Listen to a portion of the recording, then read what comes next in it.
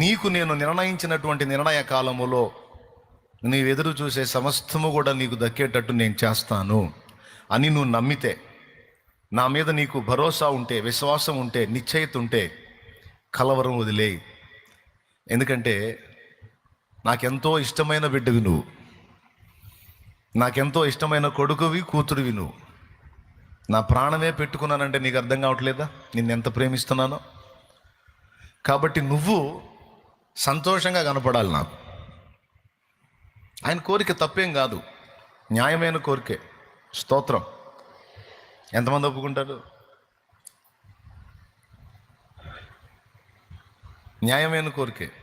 నీ కొడుకు కానీ కూతురు కానీ ఏడుపు ముఖం వేసుకొని నీ ముందు తిరిగితే నువ్వు ప్రశాంతంగా ఉండగలవా? ఆ ముఖం ఏందిరా, ఆ ముఖం ఏందిరా, ఎవరు తెచ్చారా, ఏంది అట్టబెట్టావు అంటావా అనవా? ఆ ముఖం ఏందమ్మాయి, కళాకాంతి లేకుండా ఎవరు తెచ్చారమ్మాయి, ముఖం ఏంది అట్టబెట్టావు అని అంటావా అనవా? నా ముఖం ఎట్టుంటే నీకెందుకు మమ్మీ, నా ముఖం ఎట్టుంటే నీకెందుకు డాడీ అంటే మమ్మీ డాడీ ఊరుకుంటారా? అవసరమైతే ఆస్తులమ్మైనా సరే నీ సంగతి ఏందో తేలుస్తారు. అరే బాధపడకురా, పోతే పోయింది, ఆస్తి పోతే పోయింది,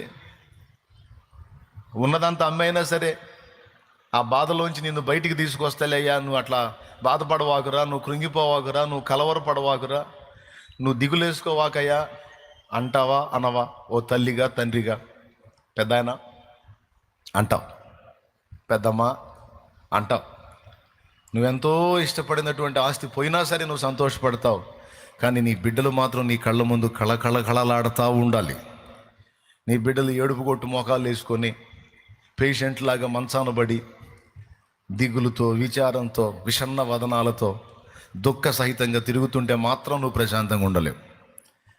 కొంతమంది తల్లులు అయితే దండం పెట్టి చెబుతారమ్మా, నీకు దండం పెడతా, నీ కొబ్బరికాయ కూడా కొడతా కొట్టమంటే, దయచేసి ఆ ముఖం అట్ట పెట్టవాకు, నాకైతే నా బతుకు మీదే విరక్తి పడుతుంది అని అనే తల్లులు ఉన్నారు. ఆ అమ్మాయి ముఖం ఎట్ట పెడితే నీకెందుకు అంటే ఊరుకోలేరు.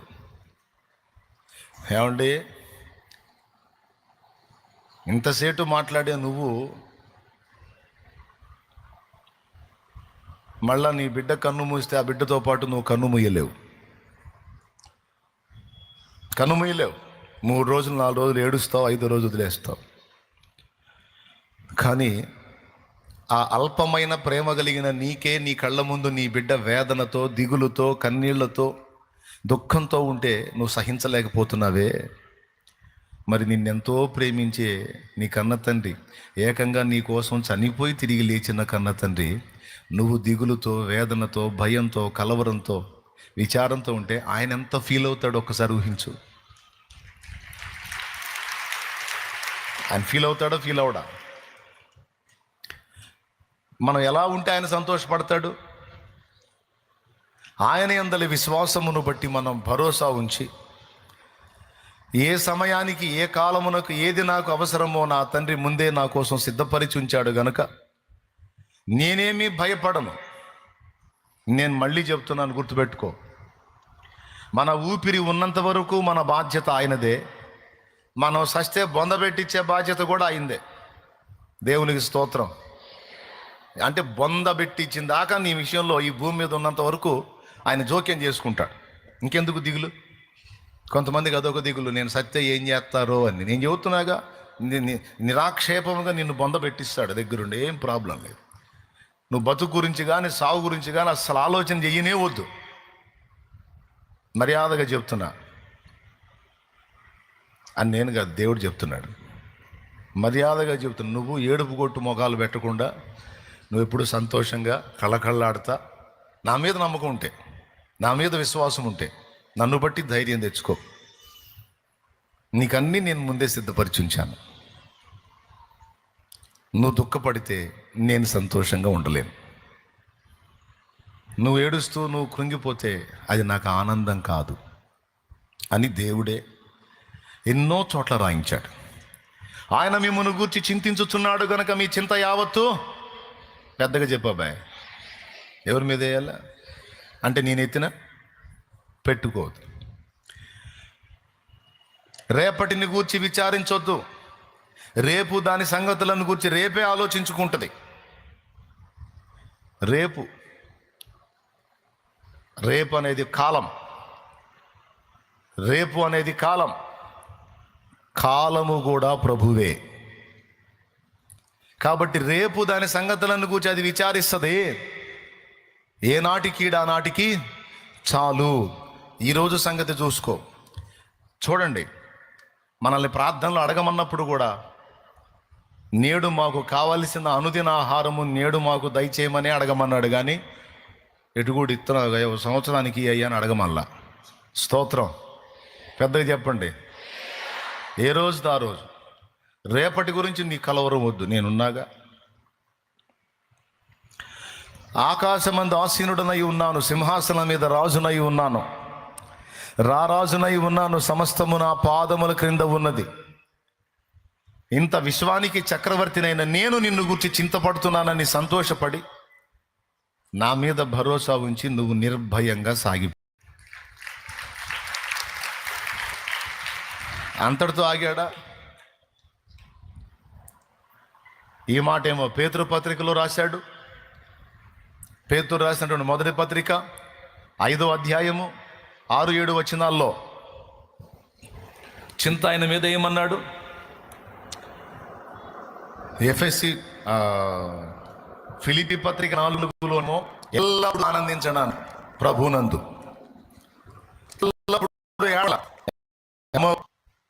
ఎల్లప్పుడు ఎప్పుడు ప్రభునందు అన్న. ఒకరైతే మీకు మళ్ళీ మరలా చెప్పుదును, ఆనందించండి. కాబట్టి ఆనందించండి. తెసలోనిక 5లో అన్నాడు, మొదటి తెసలోనిక 5లో ఎల్లప్పుడూ సంతోషముగా ఉండండి. ఏమి సంతోషం? నాకు సిద్ధపరిచాడు, నాకు కలవరం లేదు, నా తండ్రి చూసుకుంటాడు అనే భరోసా నీకుంటే, ఆ విశ్వాసం నీకుంటే ఎల్లప్పుడూ సంతోషముగా ఉంటుడి. ఇవన్నీ నేను రాశానా, ఆయన రాపిచ్చాడా? పెద్ద చెప్పండి. ఎందుకు రాపిచ్చాడంటావు? మనం ఏడిస్తే చూడలేడు కాబట్టి. మనం దిగులు పడితే, మన పిల్లలు దిగులు పడితే మనమే ఓర్వలేము. ఏమైనా చేస్తాం వాళ్ళ కోసం. మన పరలోక తండ్రి మనకంటే చాలా చాలా చాలా మంచోడు. ఆయన ఉన్నవాడా లేనివాడా? ఇప్పుడన్నా నవ్వండాయా కాస్త. ఆయన చెప్పాడాయా బైబిల్లో? ఏం చెప్పాడు? ఎల్లప్పుడూ నువ్వు ఎప్పుడైతే దేవుని యందు విశ్వాసం ఉంచి సంతోషంగా ఉండటం మొదలు పెడతావో సగం రోగం అక్కడే పోయిద్ది, సగం స్వస్థత అక్కడే వచ్చిద్ది. నువ్వు దిగులు పడే కొద్దీ, బాధపడే కొద్దీ, భయపడే కొద్దీ నీ రోగం డెవలప్ అయింది కానీ తగ్గదు. అది ఏ రోగమైనా. ఏమో స్తోత్రం చెప్పు గట్టి చెప్పు. అది ఏ రోగమైనా, ఏ సమస్య అయినా, ఏ బాధ అయినా, నువ్వు దిగులు పడే కొద్దీ, నువ్వు ఆలోచించే కొద్దీ ఎక్కువ కాకపోతే అప్పుడు అడుగు. నిజంగా అంతే అవుతుంది అన్నోళ్ళు చేతులు ఎత్తండి. పెరిగిపోతుంటుంది, రోగం పెరిగిపోతుంటుంది, లో బీపీ వస్తుంటుంది, షుగర్ పెరుగుతూ ఉంటుంది, బీపీ 200లకు పోతుంటుంది. ఏమంటే డాక్టర్లు చూసి ఇంకా నరాలు పగులుతాయని చెబుతారు. నువ్వు ఆలోచించే కొద్దీ, కలవరపడే కొద్దీ ఎక్కువ అవుతుంటుంది. అందుకే చెప్పాడు, ఆలోచించుట వలన, చింతించుట వలన మీలో ఎవడు తన ఎత్తు మూరడు ఎక్కువ చేసుకుంటాడు? పెరగరు బాబు, తరిగిపోతారు. కాబట్టి చింతలు మీ కాదు, నాయి. బాధ్యత నాది. నేనున్నానని నమ్మితే, నేను గమనిస్తున్నానని నమ్మితే, తగిన కాలమందు నీకు, నిర్ణయ కాలమందు ప్రతిదీ నేను హెల్ప్ చేయగలనని నీవు నమ్మితే, ఇక కంగారు తీసేసుకో, దిగులు తీసేసుకో, వేదన తీసేసుకో. నీకు నిర్ణయించిన సమయం నీకుంది. ఓకే అని చెప్పాడండి. ఇంత స్పష్టంగా చెప్పా. అయినా నువ్వు ఏడుపు కొట్టు బతుకుతానంటే నీ కర్మ, అనుభవించు, ఇక అంతే. ఇంత చెప్పినా కూడా ఇంకెందుకు ఫీల్ అవుతాలి అన్నా అంటావా? మర్యాదగా నవ్వు, సంతోషంగా ఉండు. బల్బులు లేకుండానే మన ముఖాలు వెలిగిపోవాలా. మన ముఖాలు సరిగ్గా వెలిగినాయి అంటే మన కరెంటు బిల్లు తగ్గిద్ది. దేవునికి స్తోత్రం. హల్లెలూయా. ఇప్పుడు చాలా పెద్ద పెద్ద మొత్తాల్లో వస్తుంది బిల్లు. మీ మొఖాలు సరిగ్గా వెలిగినాయి అంటే మనకి బిల్లు తగ్గిపోయింది. ఓకేనా? ఆనందమే పరమానందమే ఆశ్రయపురమైన యేసయ్యా నీలో. ఆనందమే పరమానందమే ఆశ్రయపురమైన యేసయ్యా నీలో. ఆపత్కాలములన్నిటిలో ఆదరించిన అక్షయుడా నీకే స్తోత్రము. పడో. ఆపత్కాలములన్నిటిలో ఆదరించిన అక్షయుడా నీకే స్తోత్రము. ఆనందమే పరమానందమే ఆశ్రయపురమైన యేసయ్యా నీలో. దేవునికి మహిమ కలుగును గాక. హల్లెలూయా. వాళ్ళు కూడా ఆ సందేశం అంది కొంచెం గుండె దిటవు చేసుకొని కాస్త ఆనందంగా ఉంటారని ఆశతో చెప్పా. మీ ఆనందం నా ఆనందం, నా ఆనందమే మీ ఆనందం, మన ఆనందం ఆయనకు ఆనందం.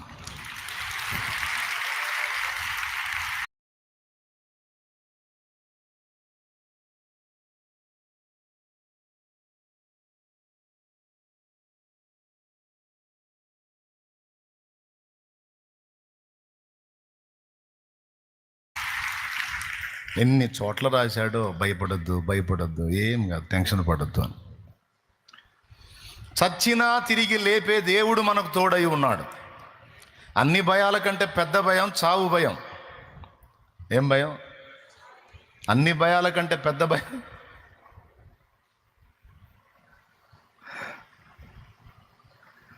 ఆ చావు భయమే మనకు లేకుండా చేశాడు ఆయన. చచ్చిపోయినా నేను తిరిగి లేపుతలే బేట, నువ్వు భయపడొద్దు. అంత బలవంతుడు మనకు తోడై ఉంటే కలవరంలో బతకటంలో అర్థం లేదు. అది అవిశ్వాసులు చేసే పని. విశ్వాసం గలవారు ఆయన యందలి ఆనందంలో ప్రశాంతంగా కొనసాగుతారు. నేను చెబుతున్నా, నా ప్రభువు చూసుకుంటాడు, నేను ఆయన విశ్వసిస్తున్నా, నాకైతే భయం లేదు, నా పిల్లలు కూర్చున్న దిగులు నాకు లేదు. ఆ సమయం వచ్చినప్పుడు వాళ్ళ లైఫ్ని నా దేవుడే సెటిల్ చేస్తాడు. నా తండ్రే చూసుకుంటాడు, నా తండ్రే చూసుకుంటాడు, నా తండ్రే చూసుకుంటాడు. నేను ఆయనకి మొరపెడతా, ఆయన సజీవుడు అని ఆయన మీద ఆనుకొని నీవు నేను మనం వేసేటువంటి అడుగులు దేవునికి సంతోషాన్ని కలిగిస్తాయి గనుక మనం దేన్ని గూర్చి కూడా అవిశ్వాసుల్లాగా చింతపడొద్దు, దిగులు పడొద్దు, కలవరపడొద్దు. ఎవరికి నిర్ణయించిన సమయం వాళ్ళకి దేవుడిస్తాడు. అందరికీ వస్తుంది అవకాశం. కాబట్టి ఇక వాటి మీద మనం ఆలోచన తీసేసుకొని ప్రశాంతంగా ఈరోజు ఏం మాట్లాడాలని ఇష్టపడుతున్నాడో అది చూసుకొని ముగించుకుందాం సింపుల్గా. ఎంతమందికి అర్థమైంది నేను చెప్పింది? అప్పులు తీరుస్తాడా లేదా? ఆయన ఎట్ట తీరుస్తాడు? తీరే దారి చూపిస్తాడు. సో టోటల్గా ఆయనే తీరుస్తాడు. అంటే తీరే దారి చూపించేది కూడా ఆయనే కాబట్టి తీరిపోద్ది. ఏం కంగారు పడద్దు. నీ లైఫ్, నీ పిల్లల లైఫ్ సెటిల్ చేస్తాడా లేదా? విశ్వాసం ఉందిగా. కొన్ని ఆటుపోట్లు, కొన్ని ఎదురు దెబ్బలు, కొన్ని ప్రతికూలతలు నీకు వస్తుండొచ్చు. అవసరాన్ని బట్టి వస్తాయి. వాటి అవసరం అయిపోయిన తర్వాత వెళ్ళిపోతాయి. అంతే కదండి. అవసరాన్ని బట్టి వచ్చే చుట్టాలు అవసరం తీరినాక ఉంటారా? ఉండరు. అవసరాన్ని బట్టి వచ్చే సమస్యలు అంతే. ఏ అవసరాన్ని బట్టి వస్తాయో అవసరం తీరిన తర్వాత అవి ఉండమన్నా ఉండవు. నేను బ్రతకాలి, మనుగడ సాగించాలంటే నాకు తిండి అవసరం, కానీ ఇప్పుడు తిండి మీద కూడా నాకు ఆసక్తి లేదు. నాకు నిద్ర మీద ఆసక్తి లేదు, తిండి మీద ఆసక్తి లేదు. వాటి అవసరత నా శరీరం జీవించడానికి ఉంది, కానీ ప్రస్తుతానికి నేను వాటి గురించి ఆలోచించే పరిస్థితుల్లో లేను. ఎందుకంటే నా కండిషన్ అలా ఉంది, నాకున్న ఒత్తిడి అలా ఉంది, నాకున్న ఆవేదన అలా ఉంది. కనుక నాకు ఇప్పుడు ఇవేవి కాదు, నాకు దేవుడు అవసరం అని మనం చెప్పకనే చెప్తున్నాం. ఒక 7 సంగతులు మీకు అందిస్తాను. ప్రభు చిత్తమైతే ఈ 7 సంగతులు ప్రార్థనను గురించి మీకు జీవితకాలం ఉపయోగపడేటువంటి పాఠాలు, దేవుడు నాతో మాట్లాడిన విషయాలు, నేను నేర్చుకున్న సంగతులు మీకు అందిస్తాను. హల్లెలూయా. ఎన్ని సంగతులు అని చెప్పాను? మొట్టమొదటిది ప్రార్థన అనే మాటకి ఎంతోమంది ఎన్నో రకాల నిర్వచనాలు చెప్పారు. ప్రార్థన అనే మాటకి ఎంతోమంది ఎన్నో రకాల నిర్వచనాలు చెప్పారు. నేను కూడా చాలా విషయాలు చెప్పాను. కానీ ప్రార్థనకి ఒక ప్రత్యేకమైన నిర్వచనం మీకు అందరికీ తెలిసినా మళ్ళీ ఒకసారి స్పష్టంగా అందిస్తాను. మనం దేవుని మీద ఆధారపడుతున్నాం అన్న మాటని ప్రాక్టికల్గా చూపించటమే ప్రార్థన. అభ్యాసముతో వ్యక్తపరచడమే ప్రార్థన. ప్రార్థన చేసేవాడు, ప్రార్థన చేసే తల్లి, ప్రార్థన చేసే తమ్ముడు, అన్న, అక్క, ఎవరైనా కావచ్చు, వాళ్ళు తాము ప్రాక్టికల్గా అభ్యాసపూర్వకంగా ఒక సాక్ష్యాన్ని ఇస్తున్నారు. ఏంటంటే, నేను నా ప్రతి సంగతికి నా మీదనో సాటి మనుషుల మీదనో నేను ఆధారపడట్లేదు, నా సృష్టికర్త అయిన దేవుని మీద నేను ఆధారపడుతున్నాను. Praise the lord. ఈ ఆధారపడడాన్ని మనం సాధన చేసేటువంటి ప్రక్రియ ప్రార్థన. సహజంగా మానవుడు కోరుకున్నది ఏంటో తెలుసా? ప్రారంభంలో దేవుడు కోరుకున్నది ఏంటో, మానవుడు కోరుకున్నది ఏంటో చెప్తా. దేవుడు ఏం కోరుకున్నాడంటే, మనుషుల్ని చేశాడు, వాళ్ళకి స్వేచ్ఛనిచ్చాడు, వాళ్ళు స్వతంత్రంగా బ్రతకొచ్చు, లేదా వాళ్ళకి దేవుడు ఇచ్చిన స్వాతంత్ర్యాన్ని తెచ్చి దేవుని చేతికి అప్పచెప్పి దేవుని అదుపాజ్ఞల్లో బ్రతకొచ్చు. దేవుడు ఏం ఆశించాడంటే, నేను వాళ్ళకి స్వేచ్ఛనిస్తాను, వాళ్ళు నన్ను కోరుకుంటారు, నా నడిపింపులో నా మీద ఆధారపడి బ్రతుకుటలో వాళ్ళకి క్షేమం ఉంది, వాళ్ళకి నేను స్వేచ్ఛనిస్తాను, వాళ్ళు నా మీద ఆధారపడి బ్రతికితే బాగుండు అని ఆశించాడు. అంటే మొదట సృష్టించబడిన మనుషులు తన మీద ఆధారపడాలని దేవుడు ఆశించాడు. నాకంటూ ఓన్గా అన్నీ కావాలి అనుకున్నాడు. అది బ్లండర్ మిస్టేక్, అతిపెద్ద ప్రమాదకరమైన పొరపాటు. దేవుడు ఏం ఆశించాడు? మనిషి తన మీద ఆధారపడాలని దేవుడు కోరుకున్నాడు. కానీ మానవుడు ఏం ఆశించాడు? తనకంటూ సొంతంగా ఉండాలి అని కోరుకున్నాడు. ఈరోజు కూడా తల్లిదండ్రులు పిల్లలకి చెప్తున్నప్పుడు సహజంగా పిల్లలు తల్లిదండ్రుల మాట వినాలి, వింటారు, వింటే బాగుపడతారు, వింటే బాగుండని తల్లిదండ్రులు కోరుకుంటారు. తల్లిదండ్రులు చెప్తారు కూడా, ఒరే బాబు, నీకు కీడు కోరతానా మేలు కోరతానా? మేలే కోరతానా తెలిసినప్పుడు మరి నా మాట వినవేమిరా? నా మాట వినవేమమ్మా, మీరు నా మాట వినండి, లేదా మీరు మా మాట వినండి, అది మీకు క్షేమం అని తల్లిదండ్రులు చెప్తారు. కానీ పిల్లలు చాలామంది ఒక డైలాగ్ వాడతారు. ఏంటో తెలుసా? పద్దాకల ప్రతిదానికి మీరు మీరని మేము మీ మీద డిపెండ్ అయితే ఇక ఎట్లా ఉంది ఇది? ఎట్లా ఉంటుంది ఇది? ఇక మాకంటూ సొంత ఇష్టాలు, ఆశలు, ఆలోచనలు, కోరికలు ఏం ఉండవా? ప్రతిదానికి మీకు చెప్పాలి, మీరు చెప్పినట్టు చేయాలి, మీరు చెప్పినట్టు వినాలి. ఏంటి ఇది? ఇది ఒక నియంతృత్వం లాగా ఉంది, కానీ ఇది ఏమన్నా ఉందా?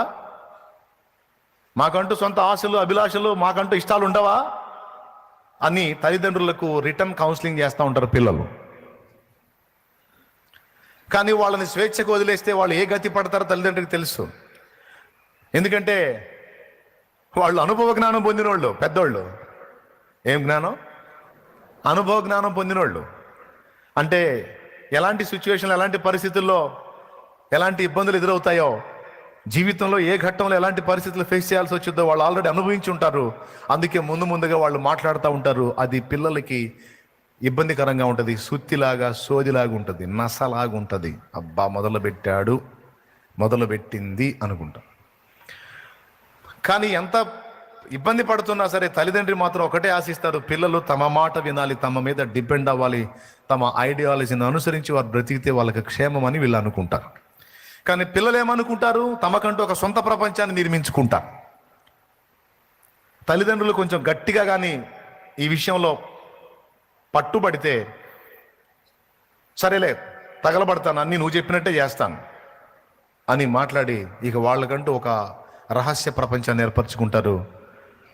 తర్వాత వాళ్ళు దెబ్బతింటాం అనేది మనం చాలామంది జీవితాల్లో చూసాం. హల్లెలూయా. తల్లిదండ్రులు అంటారు, మీకు ఒక ఏజ్ ఉంటుంది, ఒక దశ ఉంటుంది, ఆ ఏజ్ వచ్చిన దాకా దయచేసి మా సలహాను పాటించండి. ఆ టైం వచ్చినప్పుడు, ఆ పక్వత మీలో వచ్చినప్పుడు ఇక మా అదుపాజ్ఞలకు మీరు లోబడాల్సిన అవసరం లేదు, మీరు స్వతంత్రులు, మీకు మనసు వచ్చినట్టు మీరు అడుగులు వేయొచ్చు. ఆ పక్వత మీలోకి వచ్చిన దాకా కొంచెం వెయిట్ చేయండి అని పాపం బతిలాడుతూ ఉంటారు. ఏం చేద్దాం, కొంతమంది పిల్లలు వాటిని పట్టించుకోని కారణం చేత ఆవేశంతో అడుగులు వేసి మూతి పగలు కొట్టుకుని ఆ తర్వాత అదే తల్లిదండ్రిని మళ్ళీ పీడిస్తారు. ఏం చేద్దాం, వాళ్ళకి ఇచ్చినటువంటి స్వేచ్ఛను, వాళ్ళ మీద కలిగి ఉన్న ప్రేమను బట్టి ఈ తల్లిదండ్రులకు మళ్ళీ బాధలు, మళ్ళీ వాళ్ళు తెచ్చుకున్న దరిద్రాన్ని మళ్ళీ వీళ్ళు మొయ్యక,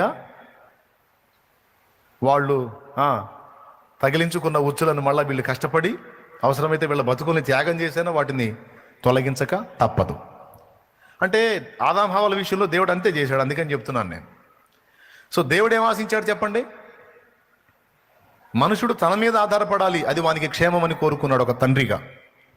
కానీ మానవుడేమో అనుకున్నాడు, ముఖ్యంగా హవ్వ, సర్పములో సాతాను ప్రవేశించి హవ్వను శోధించినప్పుడు వాడు ఏ పాయింట్లో శోధించాడో తెలుసా? అతని మీద నువ్వు ఆధారపడేదేంటి, అది ఆ పండు తింటే నీవు ఒక స్వతంత్రమైనటువంటి వ్యక్తి అవుతావు, నువ్వు కూడా ఆయన వంటి దానవవుతావు, నీ భర్త కూడా దేవుని వంటి వాడు అవుతాడు, మీరు దేవతల వలె ఉందురు, మీ కళ్ళు తెరవబడతాయి, మీకు సొంత జ్ఞానం వచ్చేస్తుంది, ఇక ప్రతిదానికి దేవుడు దేవుడు దేవుడు అనాల్సిన అవసరం లేదు. ఓన్ లైఫ్, స్వతంత్ర జీవితం, సొంత జీవితం సూపర్గా ఉంటుంది అన్నాడు. సో అక్కడ మనస్సు ఎటు లాగిందో మీకు తెలుసు, మనిషి బుద్ధి ఎటు మారిందో తెలుసు. దేవుని మీద ఆధారపడటం అనేది ఇష్టం లేదన్నది అక్కడ వ్యక్తమైంది. తమంతట తాము సొంత జ్ఞానులు అయి ఉండాలి, సొంతంగా తమ లైఫ్ని తాము డిజైన్ చేసుకోవాలనే ఆలోచన మొదటి ఇద్దరిలో వ్యక్తమైంది. తర్వాత అదే బ్లడ్ పంచుకొని పుట్టిన మనందరికీ ఆ జాడ్యం అంటింది. పారంపర్యంగా ఆస్తులు కలిసి వచ్చినట్టు, పారంపర్యంగా రోగాలు వచ్చినట్టు, పారంపర్యంగా ఈ స్వతంత్ర జీవితం, ఓన్ లైఫ్, సొంత జీవితం, నా ఇష్టం అనే నైజం అందరికి వచ్చింది. ఎంతమంది ఒప్పుకుంటారు? రైట్. ఇప్పుడు యేసు ప్రభుని గుర్తెరగక ముందు మనం ఆ మెట్లో ఉన్నాం. ఎవరన్నా కదిలిస్తే నా ఇష్టం ఏంది అంటాం. ఆఖరికి ఇంట్లో వాళ్ళు కదిలిస్తే నా ఇష్టం ఏంది, కాదురా ఏం నీ ఇష్టం నీ ఇష్టం అంటే ఇక మరి మేము ఉంటే ఏం చేస్తారు, నా ఇష్టం అంతే. ఆడపిల్లలు కూడా అంతే, నా ఇష్టం. ఫ్యామిలీలో ఇక అందరూ డైలాగ్ అయితే తెలుసు కదా, కొంతమంది భార్యలు భర్త, అమ్మాయి ఇది కరెక్ట్ కాదు, నా ఇష్టం, ఇష్టమైతే ఉంటా లేదా వెళ్ళిపోతా, అట్లా అంతే నా ఇష్టం. ఒక్కొక్క భర్తకు భార్య చెప్పబోయింది, ఏమయ్యా అట్లా కరెక్ట్ కాదేమంటే, ఏ నా ఇష్టం ఇస్తా ఒకటే అంటాడు. ఇది ఇంకా దారుణంగా ఉంటుంది అని తెలుసు కదా. ఈ నా ఇష్టం అనే డైలాగ్ అందరి నోట్లో ఉంటుంది కదా, పబ్లిక్లో అదే డైలాగ్, హౌస్లో అదే డైలాగ్. ఇలాంటి అలవాట్లలో పెరిగాం. ఎప్పుడైతే యేసు ప్రభులోనికి వచ్చామో, యేసు ప్రభుని తెలుసుకున్నామో, మనకు ఒకటి స్పష్టంగా అర్థమైంది. ఏమర్థం తెలుసా? మన సొంతంగా మనం అన్నీ రీచ్ అవ్వలేము, ముఖ్యంగా పరలోకాన్ని చేరలేము. మనమంటూ దేవుని రాజ్యానికి చేరాలంటే మనకు ఒక వ్యక్తి అవసరం అన్న సంగతి మనకు అర్థమైంది. మనకు ఒక పర్సన్ అవసరం. ఇప్పుడు మనందరం నిత్య జీవార్థమై ఆయన ఆశ్రయించాం. అవునా? ఎవరిని ఆశ్రయించాం? యేసుక్రీస్తుని ఆశ్రయించాం. ఎవరి కోసం ఆశ్రయించాం?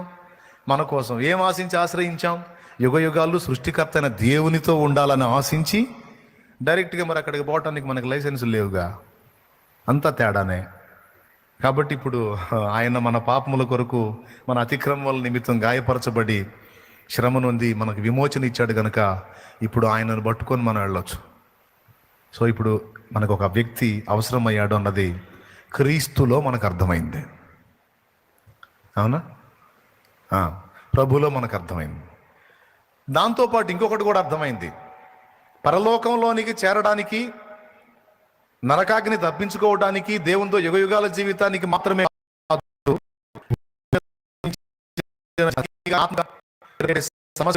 కూడా.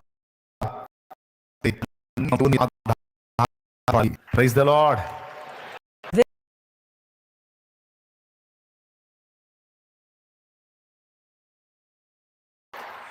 సో ఒక వ్యక్తి మీద ఆధారపడి బ్రతకటం అనేది భూమి మీదనే మనకు శిక్షణము,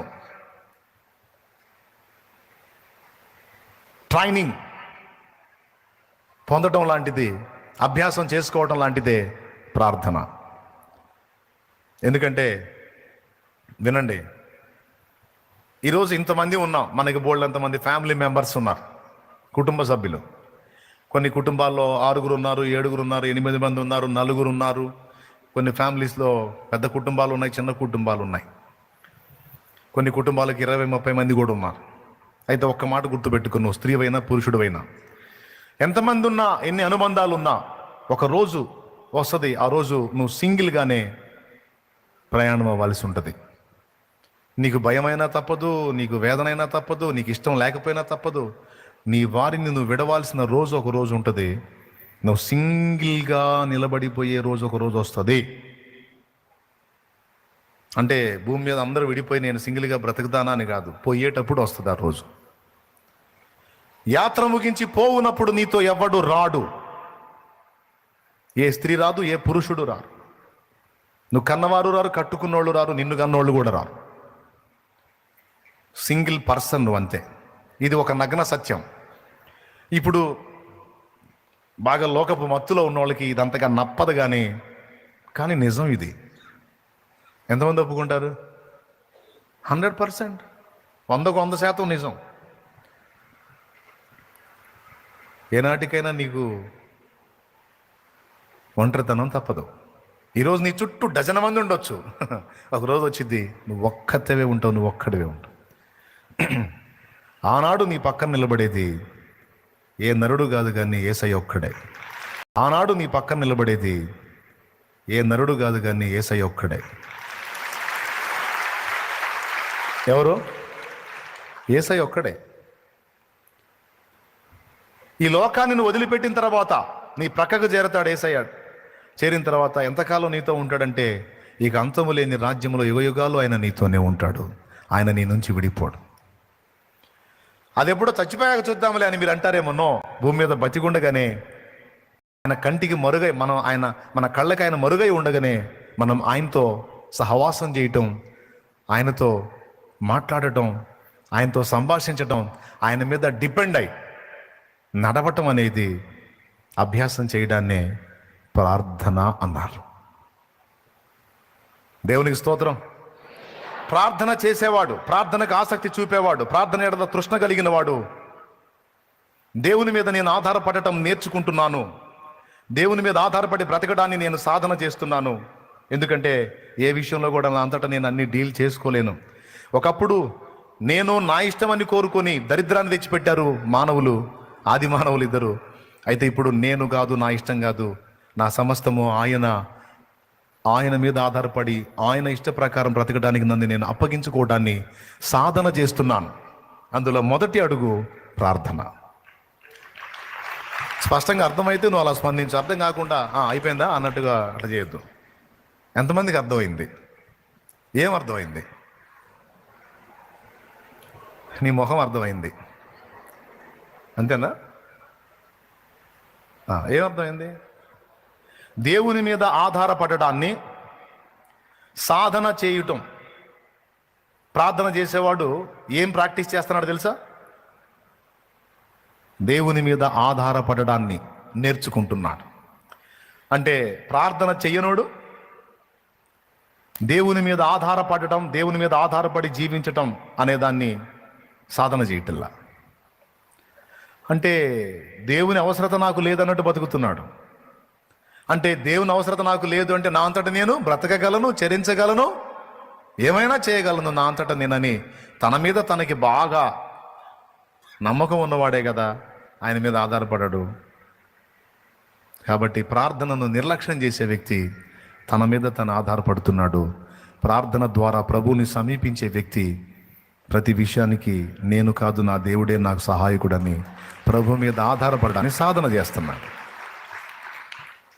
ఓకే, పాయింట్ నెంబర్ 1 నీకు తెలియజేయాలనుకున్నాను నేను ఈ విషయాలన్నిటినీ. రెండో సంగతి ఏం చెప్పాను? మొదటి సంగతే రెండో సంగతి అయింది. ఇప్పుడు ప్రార్థన చేసేటువంటి వ్యక్తి సహజంగా నిద్రపోయి ఆహారం తిని ప్రార్థన చేయటం మామూలు విషయమే. కానీ తిండి నిద్ర కూడా మానుకొని, ఈరోజు లోకమంతా హాయిగా నిద్రపోతుంది ఈ టయాన. చలికి మంచిగా ఫుడ్ తిని కాసేపు సెల్ ఫోన్ చూసేవాడు చూసి దుప్పటి ముసుగు దాన్ని వెచ్చగా వండుకొని ఉంటారు నాకు తెలిసి. కానీ మీరున్నారే ఇంతమంది నిద్రపోలా, మీ హృదయాలు దేవుని కొరకు పరితపిస్తున్నాయి.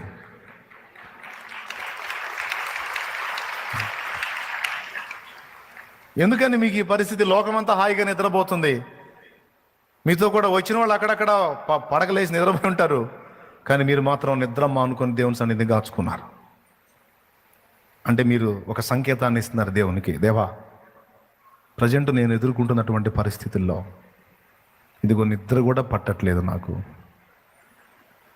ప్రజెంట్ సిచ్యువేషన్లో నీ అవసరత నాకు చాలా ఉంది దేవా, నువ్వు జోక్యం చేసుకోకపోతే మాత్రం నా వల్ల కాదు. నువ్వు హాయిగా తిని నిద్రపోతా ప్రార్థన చేస్తే అది కామన్ విషయం, ఓకే రాసుకుంటాడు, అది కూడా దృష్టిలో పెట్టుకుంటాడు. కానీ తిండి నిద్ర కూడా పక్కన పెట్టి నువ్వు దేవుని వైపు చూసావంటే నువ్వు ఒక సంకేతాన్ని ఇస్తున్నావు దేవునికి. మామూలు విషయాలు అయితే నేను అంతగా పట్టించుకోను, నిన్ను అంతగా ఇబ్బంది పెట్టను, కానీ ఇప్పుడు నా పరిస్థితి అస్సలు బాగలేదు, నాకు ఈ పరిస్థితుల్లో నీవే సహాయం తండ్రి, దయచేసి ఇదిగో నాకు తిండి పట్టట్లా, నిద్ర పట్టట్లా, కొంచెం నన్ను కనిపెట్టు, నీ అవసరత నాకుంది, నాకు సహాయం చేయి అని ఒక చక్కని సంకేతాన్ని మనం దేవునికి పంపిస్తున్నట్టు రుజువు ఇది. అందుకే ప్రార్థన చేయండి. కొన్ని మొండివి మిమ్మల్ని పీడిస్తుంటే దాని విషయంలో దేవుని అవసరత నీకు ఇంకా ఎక్కువ ఉన్నట్టు గుర్తించి ఉపవసించి ప్రార్థించున్నాడు యేసయ్య. ఇది మార్కు సువార్త 9వ అధ్యాయంలో ఒక దురాత్మను గురించి మాట్లాడేటప్పుడు ఈ ప్రస్తావన తీసుకొచ్చాడు ఆయన. శిష్యులు దయ్యాన్ని వెళ్ళగొట్టలేకపోయారు. యేసు ప్రభు వచ్చి ఒక మాట గద్దించగానే దయ్యం వాడిని పడద్రోసి విలవెల్లాడించి వెళ్ళిపోయింది. ఆయన వారిని గద్దించాడు, విశ్వాసం లేని తరం వాళ్ళని ఎంతకాలం మీతో ఉంటాను, ఎంతకాలం మిమ్మల్ని సహిస్తాను, ఏంటి మీరని కోపడ్డాడు. కోపడి ఆ చిన్నవాడికి పట్టిన దయ్యాన్ని వెళ్ళగొట్టిన తర్వాత ఆయన ప్రశాంతంగా ఉన్నప్పుడు శిష్యులు ఆయన దగ్గరికి చేరి, ప్రభు మేమెందుకు ఆ దయ్యాన్ని వెళ్ళగొట్టలేకపోయాం, నువ్వు ఒక మాట పలకగానే అది వెళ్ళిపోయింది, మేమెందుకు దాన్ని వెళ్ళగొట్టలేకపోయామని అడిగారు. అప్పుడు ఆయన చెప్పాడు, మార్కు సువార్త 9వ అధ్యాయం, బైబిల్ ఉంటే తీయండి, ఆ మాట అండర్లైన్ చేసుకోండి. 29 మనసులో చెప్పుకుంటే ఎవరికి కనపడిద్ది? మార్కు సువార్త 9:29. అది అందుకు ఆయన ప్రార్థన వలన కానీ. అయ్యా ఆ గదిలో ఎవడన్నా ఉన్నారా? ఆ గదిలో రైట్. ఆ స్క్రీన్ మీద పడితే వెంటనే పడితే అందరూ చూసి రాసుకుంటారు. అందుకు ఆయన ప్రార్థన వలనే కానీ మరి దేని వలనైనను ఈ విధమైనది వదిలిపోవట అసాధ్యమని వారితో చెప్పెను. ప్రార్థన వలననే కానీ, ప్రార్థన వలననే అన్నకాడ 2 అనే సంఖ్య వేసి పుట్నోట్లో దాని అర్థం రాశాడు, ఉపవాసం వలననే. ఉపవాస ప్రార్థన వలననే. ఏం మామూలు ప్రార్థన కదా? స్తోత్రం చెప్పండి. అన్ని ప్రార్థనలే, అన్ని ప్రార్థనలు దేవుడు వింటాడు. మన పిల్లలు అడిగిన ప్రతిదీ మనం మనసులో పెట్టుకుంటాం, కానీ వాడు క్యాజువల్గా అడిగినప్పుడు అది క్యాజువల్గా తీసుకుంటాం. తిండి మానుకొని కూర్చున్నాడు అనుకో, వాడు ఎంత అవసరమో, ఇప్పుడు అర్జెంటుగా మన సహాయం వాడికి ఎంత అవసరమో మనకు అర్థమైద్ది. ఏమంటే నాకు తెలియక అడుగుతాను, తిండి మానుకొని కూర్చుంటేనే ఆయనకు అర్థమైద్దా? ఆయన దేవుడు కదా, దేవుడు కదా. దేవుడు అయినప్పుడు మనం తిండి మానుకొని నిద్ర మానుకొని కూర్చుంటేనే అలా స్పందిస్తాడా? దేవుడు అయినప్పుడు తిండి మానుకున్నా మానుకోపోయినా, నిద్ర మానుకున్నా మానుకోపోయినా మనకు కావాల్సిన సాయం చేయాలంతే అనేమన్నా నువ్వు అంటావా? అట్లయితే దానికి నా సమాధానం విను. ఆయన దేవుడే, కానీ దేవుడు అన్నమాట ఎంత నిజమో ఆయన మన నాన్న అన్నది కూడా అంతే నిజం. అందరు చెప్పండి, మన నాన్న. ఇప్పుడు మనం కాసేపు, ఎందుకంటే ఇప్పుడు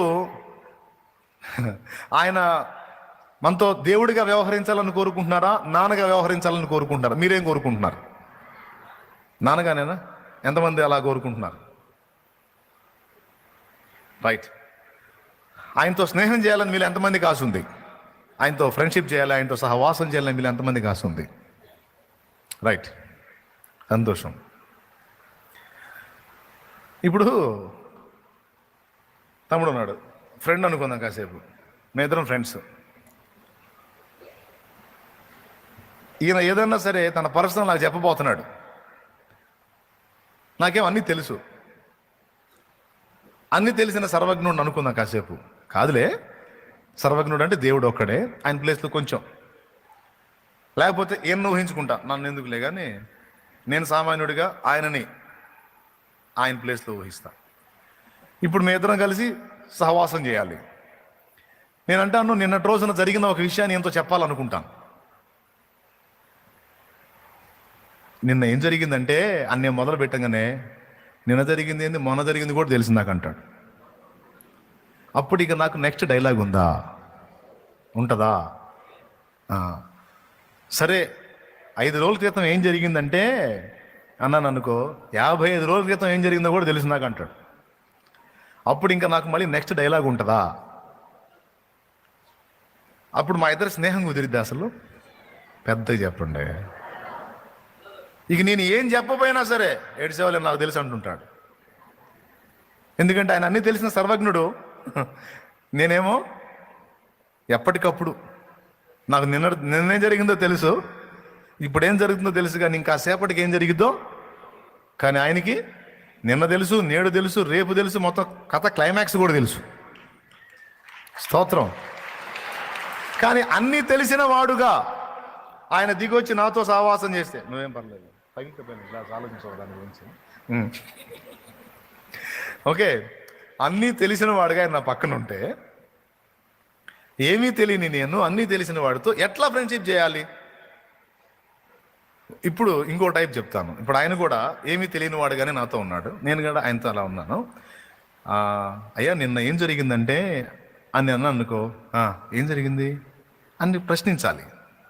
ఏడ్చావులే, నిన్నేంది, మొన్న కూడా తెలిసింది నాకు అన్నాడు అనుకో, నాకు సౌండ్ ఉండదు.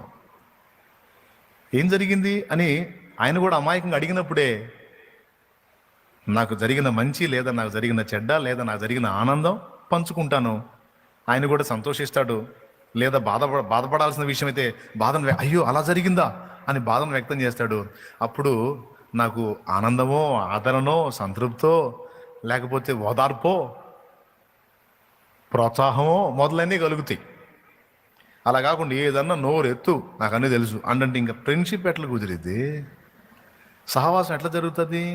కాబట్టి దేవుడు మనతో వ్యవహరించేటప్పుడు గుర్తుపెట్టుకోండి ఈ పాయింట్ని. ఇంతగా చెప్పాలా, అంతగా మనం మొరపెట్టాలా, తిండి మానుకొని కూర్చోవాలా, నిద్ర మానుకొని కూర్చోవాలా అంటే మనతో వ్యవహరించేటప్పుడు దేవుడు ఒక సామాన్యమైనటువంటి వ్యక్తిలాగానే వ్యవహరిస్తున్నాడు. అర్థమైందా? అన్నీ తెలిసిన సర్వజ్ఞుల్లా కాదు. మన దగ్గరకు వచ్చి మనతో ప్రవర్తించే ప్రవర్తనలో ఆయన నీలాంటి నాలాంటి సామాన్యులాగానే వ్యవహరించడానికి ఇష్టపడుతున్నాడు అన్నది బైబిల్ ఇస్తున్న సాక్ష్యం. అంటే మన ప్రార్థన గదిలోనికి లేదా మన సహవాసానికి దేవుడు మన వంటి సామాన్యులానే వస్తాడని మనం గుర్తుపెట్టుకోవాలి. అర్థమైందా? బిలాం దగ్గరికి వచ్చినప్పుడు అన్ని తెలిసిన సర్వజ్ఞుల్లా కాదు, బిలాంలాగా ఒక సామాన్యమైన మానవుడిలాగా వచ్చి ఏం బిలాం ఏం చేస్తా, ఏంటి ఈరోజు సంగతులు ఏంటి, ఎవరు లేరు అన్నట్టు.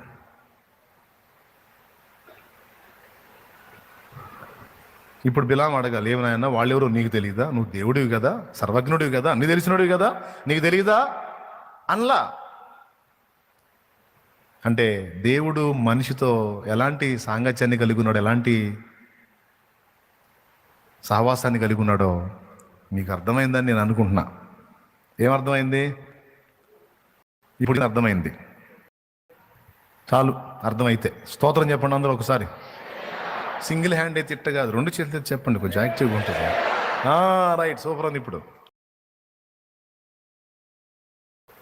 ఇప్పుడు ఫ్రెండ్షిప్ పక్కన పెట్టి తండ్రి బిడ్డ, దేవుడు నీతో ఎలా వ్యవహరించాలనుకుంటున్నావు అంటే నాన్నలాగే అన్నావు నువ్వు, ఓకేనా? రైట్. ఇప్పుడు అట్లయితే నాన్నలాగా అన్నావు కదా, సరే ఇప్పుడు నాన్న ప్లేస్లో తెద్దాం ఆయన్ని. ఇప్పుడు నువ్వు చదువుకుంటున్నావు, కాలేజీ ఫీజు కట్టాలి, కాలేజీ చదివేవాడికైతే, స్కూల్ ఫీజు కట్టాలి, స్కూల్ చదివేవాడికైతే, పుస్తకాలు ఏదో అవసరమైన వస్తువులు. నానా ఏరా నాకు ఫలానా బుక్స్ కావాలి, మరి అవి తీసుకొస్తావా? తీసురా. సరేలే తెస్తాలే అంటాడు, మర్చిపోతాడు. ఈడు పుస్తకాలు ఒక్కడే వ్యవహారం అయింది ఆయనకి. ఎన్ని కార్యక్రమాలు చక్కబెట్టాలి ఆయన, మర్చిపోయి వచ్చాడు. మళ్ళీ మరుసటి రోజు నానా పుస్తకాలు లేమని చెప్పాగా, తేలేదేంది, తీసురా. విన్నపమే ఇది కూడా, ప్రార్థనే అది కూడా. కానీ ఎలా ఉంది అది? అందులో తీవ్రత లేదు, క్యాజువల్గా ఉంది, సహజంగా ఉంది. తెస్తాలేవా, నీకేం అన్ని ఆర్డర్లు చేస్తూ ఉంటావు, మాకు రావద్దు, తెస్తాంలే అని పోతాడు. మళ్ళీ సాయంత్రం వచ్చి వస్తాడు, నాన్న తేలేదా?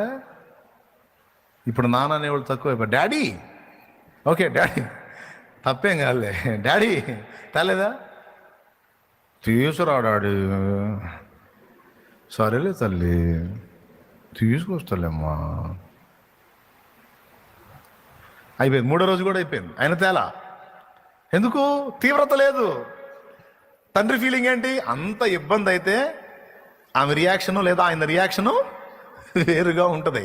అంత ప్రాబ్లం లేనట్టుందిలే, అది బిడ్డకి అంత పెయిన్ ఇవ్వట్లేదు, అంత ప్రెజర్ ఇవ్వట్లేదు, దాని విషయంలో అంత సమస్య ఏం కాదనిపిస్తుందిలే అని చేద్దాం అంటాడు తండ్రి. మరి మీరంతే రియాక్ట్ అవుతారా? లేకపోతే అమ్మాయి నీ కుమార్తె లేదా నీ కొడుకు వచ్చి డాడీ నాకు ఫలానా బుక్స్ కావాలంటే అవునా ఇప్పుడే తక్షణమే పోయి తీసుకొస్తాను, ఎప్పుడన్నా పోయి తెచ్చా? కనీసం 3 సార్లు 4 సార్లు అడిగి ఎక్కువ శాతం తిండి మానుకున్నప్పుడే తీసుకొచ్చావు నువ్వు. స్తోత్రం, అవునా? ఇక 4 సార్లు అయిపోయిన తర్వాత అప్పటికి దానికి తీవ్ర రూపం దాలుస్తుంది వ్యవహారం. తల్లికి చెప్పిద్ది కూతురు, డాడీకి 4 రోజుల నుంచి చెప్తున్నా, రోజు తెస్తాను అంటున్నాడు, తేవట్లా. ఏడ్చావులే, ఈరోజు తీసుకొస్తాడు, రా ముందు తిను. ఏంటి తినేది? నేను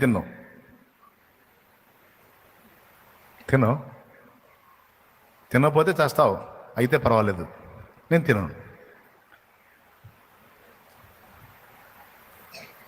నీకు చెప్తా, ఈరోజు చెప్తాలే రా అమ్మ గదు అని మళ్ళీ అమ్మ కాకాలు ఉంటాయి, మళ్ళీ అమ్మ కాక ఖచ్చితంగా ఆయన రాని ఆయన కడిగి పడేస్తారు. ఈరోజు నీకు రేపు తెప్పిస్తా కదా నేను, నిజంగానే ఖచ్చితంగా ఈరోజు తెస్తాడమ్మా, నువ్వు తిను. నిజంగానే తేలా. 4వ రోజు కూడా అయిపోయింది. ఇక 5వ రోజు ఇంకా తీవ్ర రూపం దాల్చి, ఇక 5వ రోజు ఉదయం నుంచి తిండి తినకుండానే వెళ్ళింది స్కూల్కి, తినకుండా వెళ్తాడు స్కూల్కి. ఈయన ఆఫీస్కో లేకపోతే ఏమైనా వ్యాపారానికో పనికో వెళ్ళాడు. సాయంత్రం వచ్చేటప్పటికి పొద్దున్న తినలా, మధ్యాహ్నం తినలా, సాయంత్రం తింటదో తినదో తెలియదు, ఏడుచుకుంటా తిరుగుతుంది. ఉస్సూరుమంట.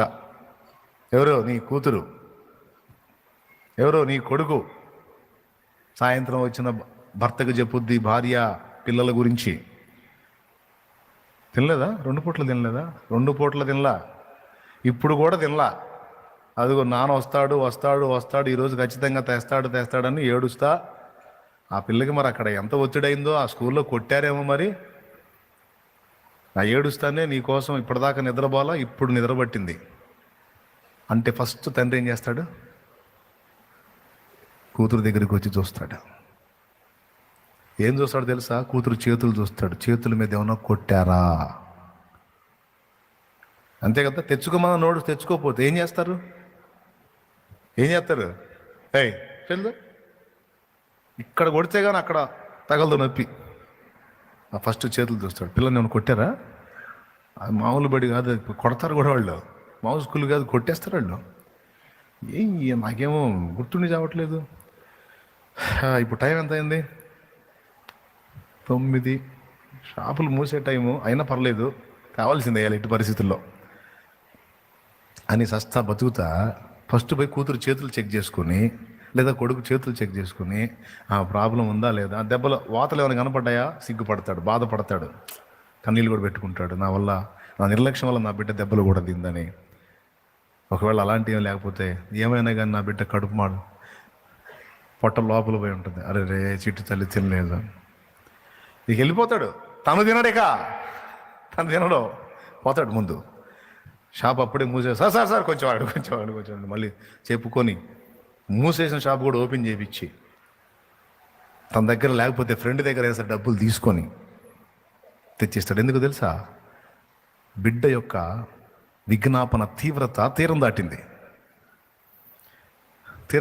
తిండి మానుకుంది, నిద్ర కూడా మానుకొని ఏడ్చి కళ్ళు చారికలు కట్టాయి. ఇక్కడ ఏం చెబుతుందంటే, నానా ఈ రోజైనా నువ్వు జోక్యం చేసుకొని నాకు అవి ఇవ్వకపోతే రేపు ఖచ్చితంగా నన్ను కొడతారు. నాకు దెబ్బంటే భయం, కానీ నన్ను కొడతారు. నీ అవసరత నాకు చాలా ఉంది, ఇప్పుడు నీవు నా విషయంలో తీవ్రంగా స్పందించాలి. అది ఇప్పుడు నువ్వే నాకు దిక్కు, ఇప్పుడు నువ్వు చేయబోయావంటే మాత్రం ఇక నాకు లేదు అవకాశం అని ఆ అవసరతలోని తీవ్రతను వ్యక్తపరచుట జాగారముతోనూ ఉపవాసముతోనూ చేసేటువంటి ప్రార్థన.